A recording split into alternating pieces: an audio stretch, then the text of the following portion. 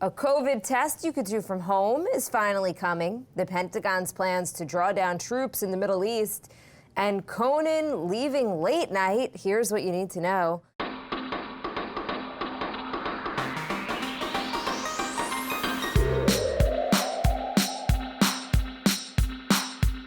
Good morning, this is Cheddar's Need2Know podcast for Wednesday, November 18th. I am Jill Wagner with Carlo Versano. Good morning, good morning. Good morning, Jill. So we have a big announcement today. This podcast is now officially a Crown fan recap pod. Jill and I will be doing deep dives into every episode of The Crown, starting with season 4, episode 1. Jill, let's hear it. Wait, have you started? Yes, I'm into it. I like it. Did you start from the beginning? I started from season 4. Oh, wow. I started from season 4. Yeah, I couldn't handle. I wanted Princess Di. I wanted Margaret Thatcher, so I just went for it. But I'm sold. I'm about to start episode 4, and I'm learning so much. I mean, I don't know how much of it's true, but just the behind the scenes stuff is absolutely fascinating. Yeah, Becky said that she loves it because it gives her like good wiki hole material. Like they'll be talking about like, some random thing that happened. She's like, ooh, I want to learn about that. So yeah, highly recommend. Okay, let's get to the news. We'll get you caught up on the latest headlines amid the worsening coronavirus crisis. The FDA just approved the first entirely at-home testing kit. It's similar to a pregnancy test. It gives results in 30 minutes, which is a really big deal in terms of just getting more testing done that doesn't require the need for a lab. Ohio, meanwhile, the latest state to impose a 10 p.m. curfew that goes into effect for 3 weeks. North Dakota now is the world's highest mortality rate per capita. About 1 in 1,000 residents of the state have now died of COVID-19. Meanwhile, as we noted last week, local news outlets across the country now reporting that there are once again runs on toilet paper, disinfectant wipes, and other essentials, although supply chain experts do not expect any of the shortages to be quite as bad as they were in the spring. In Washington, Senator Chuck Grassley, one of the oldest members of Congress, he actually missed his first vote in 27 years, which is the longest voting record in Senate history, because he tested positive. He's 87, right, Carlo? 87, I believe. Dianne Feinstein is the only one older than him in the Senate. Jill, so my new motto that I've been, first of all, the FDA, I just want to note the FDA testing thing, that could potentially be a game changer. I know we've said that like a million times in the last 8 months, but being able to do testing, at your kitchen sink and get that done is potentially very big news. But the new motto that I've been workshopping, and I'm gonna start to say this all the time, so I think it's gonna be very annoying, but I don't care, so stick with me.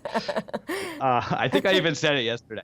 Your job today, everyone listening, is to not get the coronavirus. If you don't get the coronavirus, you cannot spread the coronavirus, right? If you go to bed tonight without having done anything else in your life other than staying away from contracting COVID-19, you had a successful day, and you should give yourself a little handshake when you go to bed, a little pat on the back. Tomorrow, your job will be the exact same thing, but one day soon it won't be. The cavalry is coming, right? We keep saying it, and I'm not trying to shame people who have to go out to work or school or go to the store or whatever. One of my big pet peeves is I really don't like people on social media who like shame people for their behavior with regard to the pandemic. Not everybody, of course, Jill, is as lucky as you and I to be able to, work from home and order takeout. Although I say that, and I know that you're actually in the office. Who's working from home? I get so mad every time you say it because I know you're right. I don't feel that great about office life. I know. No, I know it's tough, and I get that. But I think it's really helpful to frame it as like this job that we have to do one more time before we can put this whole situation in our rearview mirror forever. So it helps me to think about it that way. I don't know if it helps anybody else, but I'm just going to sort of really hit on that. I think for these next couple months, because it's going to be really tough. And you're right. I'm sorry, Jill, because I appreciate that you are, schlepping into the office most mornings, and it's easier for me to say. Right, no, forget the schlep. But here's the thing: it's like I love this whole thing that you're doing right now because I agree, and it's a really different way to frame, I think, the conversation. The problem is I see more and more fatigue. Yeah. And I passed 3 people in the lobby today who were not wearing masks, whose masks were on their chin. Okay, normally I only pass like 1 person in the lobby who's not wearing a mask. I'm not. I don't want to shame anyone, but I've had issues. Just there's a lot of people not wearing masks these days, or that they wear it under their nose, or they don't wear it properly. It just defeats the purpose. It's tough. Our refrigerator broke in our house, right? So we had to have someone come in and fix it. And he had his mask. I came home yesterday from a long day at work, and he was in my kitchen with his mask basically halfway over his mouth. And I was like, buddy, please, you're in my home. Cover your mouth. I don't want your air. I don't want your germs. You've no right, and it's a crazy thing. No, of course. But I just feel like there's such fatigue. I'm really worried about Thanksgiving to Christmas or Thanksgiving to New Year's. I've heard anecdotally either people are not doing anything, or I know one person who's having 26 people at their home, and they don't think this is a big deal. Like, they don't believe in COVID, or I don't get it. But we're all in this together, right? We hear story after story of these super spreader events that the people who wind up dying weren't even at the event. They're the people who get it from somebody who was in contact with somebody else who was at the event. Right. We just have to remember we're all in this together. I don't know. I'm feeling particularly like we're like down on it because I've just seen so much fatigue from others. No, I have too. But maybe it's the hard. framing will help. Maybe if we just start think of it like, because I sometimes I'll have these feelings like, at the end of the day, like, man, I didn't do anything today, right? All I did was wake up, work, eat, and go to bed. But I'm like, no, what I did today was not get coronavirus, and I didn't spread coronavirus. So therefore, today was a success. But I totally understand what you're saying, of course. Germany, to that point, put out a funny ad. It was a little tongue-in-cheek, but they were thanking the couch potatoes. And they're like, thank you for staying home. Much appreciated. Right. Okay, let's talk the mess that is the presidential transition. President Trump has fired Chris Krebs, the administration's senior-most official in charge of election cybersecurity. Krebs is a highly respected security expert. He was among the officials who came out and called the election the most secure in American history, which directly contradicted the president's false claims that it was, quote, stolen. The White House still has not accepted defeat, leaving President-elect Biden and his team to basically try to work around them. Yeah, meanwhile, Jill, Republican appointees in Wayne County, which is Michigan's most populous county, that's essentially Detroit and the surrounding areas. This was a little bit scary when this story crossed last night. They initially refused to certify the vote tally in Detroit for Joe Biden, which drew praise from President Trump on Twitter and other Trump campaign officials. They then backed off of that amid a public outcry and charges from Democrats and others that they were attempting to essentially disqualify majority black voters for no reason other than that they were voting mostly for Joe Biden. So this was just, that was never really going to work in terms of, changing the outcome in Michigan. But the mere fact that they attempted it, really important and really scary if you believe in democracy. This is like straight up anti-American behavior. And what's so scary about it is that these weren't like Trump, campaign officials, right? These were just low-level civil servants in the middle of the country. That's why this is so corrosive, what's happening. And I know everyone's sick of talking about it. I'm sick of talking about it too, but really got to remember that. Meanwhile, the Pentagon has confirmed the reports that we mentioned yesterday that the U.S. will be cutting the number of troops in Afghanistan and Iraq by another 2,500 before President Trump leaves office. The troop level in Afghanistan will fall from 4,500 to 2,500. In Iraq, it's going to go from 3,000 to 2,500 active troops. Senate Republicans, also the head of NATO, are opposing this abrupt withdrawal, which was not part of previous withdrawal plans that were made public. The president has said in the past that he wants all troops home by Christmas. Why stop there? It may shock you to hear this, but good for President Trump. I mean, I hope he doesn't bow to pressure from Mitch McConnell and the other Senate Republicans who are saying that we need to keep these troop levels as they are. I mean, it's so funny, right? How this is the thing that some of these senators are willing to break with the president on. Sure, you can say you won the election, you can refuse to concede, you can steal the silverware on your way out the door for all we care. But if you dare lay a finger on our precious military-industrial complex, that is a bridge too far. I just bring all of these guys home. Someone needs to explain to me why there is a single American soldier in either Iraq or Afghanistan right now, Afghanistan in particular. And I'm not trying to be glib. I know that we train their militaries and we theoretically are there on peacekeeping missions now. And I know that the complaint is that if this happens too quickly, it ends up destabilizing this peace deal with the Taliban in Afghanistan. But how many times have you heard that? We've been in Afghanistan since I was 17 years old. One of the things that I've always appreciated about Donald Trump, I have to say, is ever since he came down that escalator 5 years ago, he has said what everybody in America at this point believes, which is get us out of there.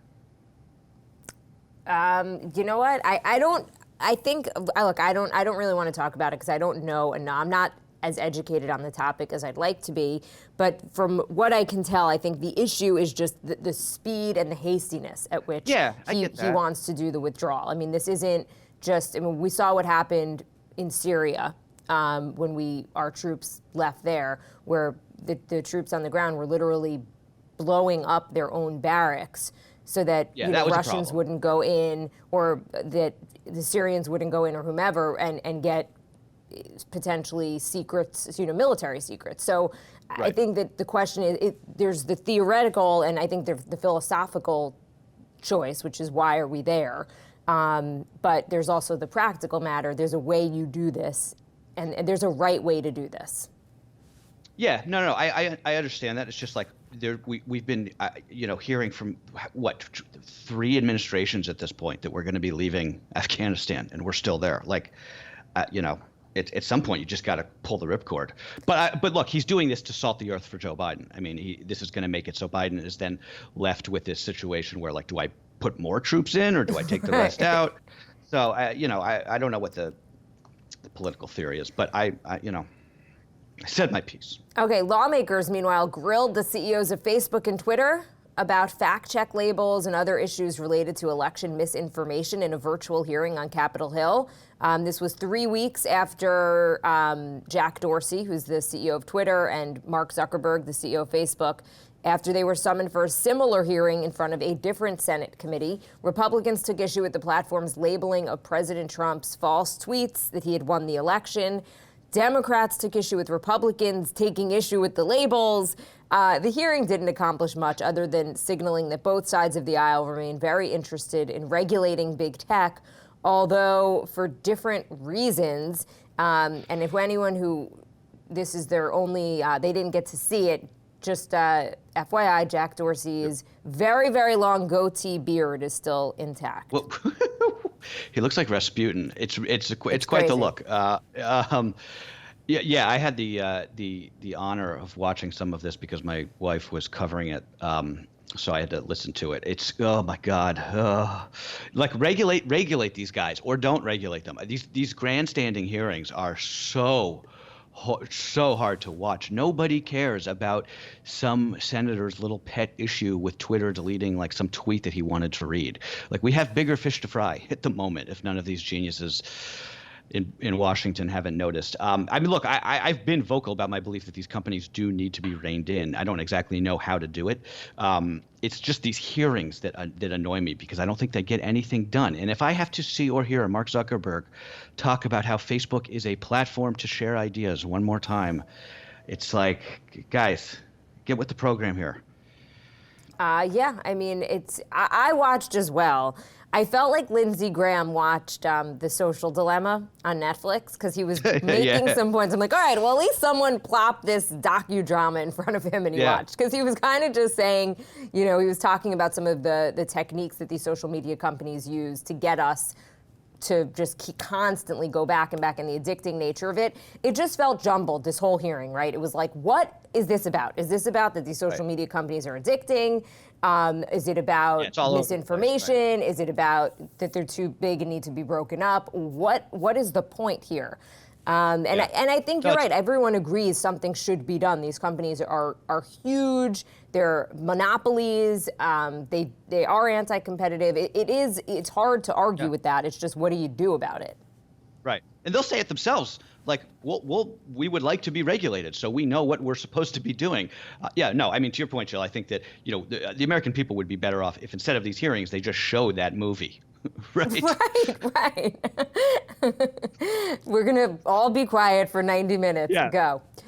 Speaking of gigantic unregulated tech companies, Amazon will now be filling and delivering your meds for free and with discounts if you're a Prime member. The e-commerce giant has launched its much anticipated digital pharmacy. It's called Amazon Pharmacy. The announcement immediately sent shares of Walgreens and CVS plummeting 10%. Amazon's entry into the space, though, has been a question of if and not when, because Amazon had acquired that startup PillPack back in 2018. So we were waiting. We didn't know what they were going to do, and here it is. Yeah, it's a good time to do this. Any sort of delivery, service right now it's the perfect time to start one. I hope this doesn't mean the end of Capsule. I don't know if anybody else. I don't know if Capsule is one of those things that's just a New York startup. I don't even know it. What is it? Oh, really? It's an online pharmacy, and they do everything for you. They talk to your pharmacist, they get your prescriptions, they send them. It's all free. I don't know how they make money, but it's really a phenomenal service that has disrupted the pharmacy industry to the benefit of consumers, which is what this tech disruption is supposed to be all about, after all. The problem with Amazon is that if you're a small player, right, in basically any industry or any market, that they're either in or might get into, you're eventually faced with this choice of either being acquired by them if you're lucky, like PillPack was, or just being straight out put out of business, which is what's going to happen, I think, to some of these other pharmacy startups. And I'm not obviously the first person to make that point, but I mean, it's just they have so much market power that they can just sort of, decide they want to get into an industry and put everybody else out of business. The real issue is that it's the data that they have, and that the question of unethical behavior is that they are able to see data and collect data on potential competitors, so they could see what people are buying and say, yeah, right. So everyone's buying bright yellow raincoats. Let's make some bright yellow raincoats. Exactly. And then we'll make them cheaper. So that really is the heart of the issue. Yeah. How do you compete with that? Right. Unfortunately, you can't. And I think you make a great point about if you're in a startup right now, right? Like, what is your ultimate goal? And I recently was just a friend of mine is getting involved with a startup company, and she was like, and I was asking her, I'm like, what's the goal? She's like, I guess like get bought by Amazon. It's sort of something that would make sense for Amazon to buy. And what does that tell you, right? Like, that is the ultimate goal of most startups these days. Amazon or Apple or Netflix or one of those. Okay, if you can't make it home for Thanksgiving this year, Zoom is making it easier to have a virtual turkey dinner with your family or friends. The video conferencing service is going to lift its 40-minute cap on free calls from 12 a.m. Eastern time next Thursday until 6 a.m. Friday. All video calls for those 30 hours will be free, no matter how long they go. Yeah, this is a nice. We meant to do this story yesterday, and we ran out of time, so I wanted to get it in today. This is a nice gesture of goodwill. I mean, it's a PR story, but it's good for them. I wanted to. Our buddy James Hamblin. We say our buddy. He probably doesn't even know who we are, but I consider him my friend. No, our good friend James Hamblin. Yes. But he's one of the he's the doctor who writes for The Atlantic. He's really a phenomenal journalist. But he wrote in his new piece, quote, "If this were an outbreak movie and the characters were congregating in multi-generational units indoors to have boisterous conversations over lengthy meals, you'd probably be yelling at your screen." I thought that was just a really good sort of take on Thanksgiving, which is it's going to be really hard this year. I think Thanksgiving is really important for a lot of people. And it's really, I think, like you said, Jill, earlier, like it could really be the biggest super spreader event of the year, right? I mean, what are you going to do? Have you decided? I don't think we're doing anything. We're definitely not doing anything with my parents. And then I think we might do something in the garage, actually, with my in-laws. Like masked, assuming the weather cooperates. With all the garage doors open. That's the thinking at this moment. We'll see, right? We'll see how it goes. Finally, though, Conan O'Brien's going to be hosting a nightly talk show for Conan O'Brien has hosted a nightly talk show for 28 years, which is longer than anyone else in the late night game. but that is going to come to an end next summer. In June, he's going to be trading his nightly show on TBS for a weekly variety show that will stream exclusively on HBO Max, which, like TBS, is part of Warner Media. Conan has been one of the few late-night hosts who has not gone all political and done political jokes. That actually has hurt him in the ratings against The Daily Show, Colbert, et cetera, et cetera. Interesting, right? Because you'd think that it would have been the opposite, but anyway, I mean, Conan's hilarious, but I love this statement that he gave when this news came out yesterday. Quote: "In 1993, Johnny Carson gave me the best advice of my career. As soon as possible, get to a streaming platform." But it's true. I mean, streaming is where it's at. But before we go, can we just briefly talk about my current pet peeve? Maybe I should have saved this for Love Hate 8 this week, but the HBO Max app is absolutely terrible. I don't know if anybody else is having problems. It does not work. It's buggy. It doesn't stream. And all my programs, all my stories are on that app, and it's really bothering me. And aren't we still waiting for the Friends reunion? Like, wasn't that supposed to be the big thing that launched HBO Max? The big Friends. Oh, yeah. Do you know what I'm talking about? Yeah, what happened with that? Right. It still has not happened. And you know how I hate, my pet peeve are these reunion shows. I mean, snooze fest, who cares? So I just terrible. It's just a way for the cast members who've already make too much money, have had too much glory, to feel even better about their lives. And I'm so uninterested unless it's filled with a ton of juicy gossip, which it never is. But the Friends one, it was so hyped up, and it still has not. It's not. I don't think it's happened. It hasn't taped. I don't know what's up with it, but that was supposed to be the big thing. Today. I'm going to research it and give you an answer tomorrow. All right, everybody. That's what you need to know for Wednesday, November 18th. Happy birthday, Dad. Oh, happy birthday.